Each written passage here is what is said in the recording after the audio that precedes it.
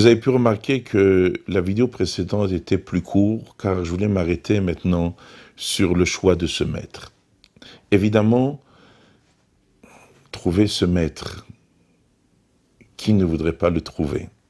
Qui ne voudrait pas l'avoir? Alors, la première chose qu'il faut savoir, c'est que ces maîtres-là, souvent, ce sont des gens qui sont autour de nous. Car chacun de nous a une particularité. Vous savez, des fois, on regarde une personne et il n'a pas de diplôme, mais il a une particularité.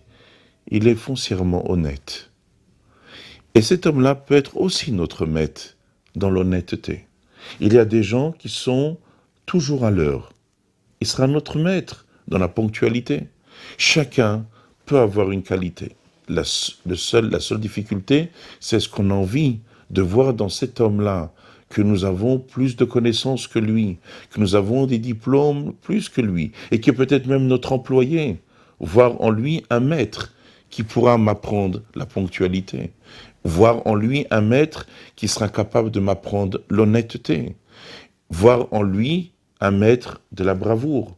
C'est difficile. Aujourd'hui, ce qu'il faut savoir, c'est que chacun de nous est capable de savoir les vertus qu'un homme recherche, l'honnêteté, la bonté, la gentillesse, être dévoué, le dévouement. Tout ça, ce sont des vertus que nous connaissons.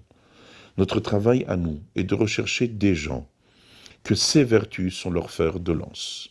C'est-à-dire une personne que lorsqu'on lui demande un service, il n'y a même plus la réflexion. Son corps va naturellement pour rendre ce service. Cet homme-là est un maître pour moi. Est-ce qu'il maîtrise totalement son dévouement? Peut-être non. Mais c'est un exemple pour moi. Comment savoir apprendre à être dévoué?